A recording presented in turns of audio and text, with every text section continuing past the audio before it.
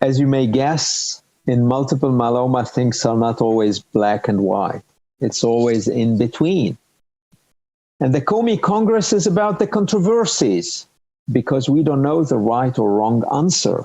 And this is about the spirit of all the debates we have during the COMy Congress. Can we use MRD to guide or drive therapy? Are immune therapies going to replace auto-transplant frontline?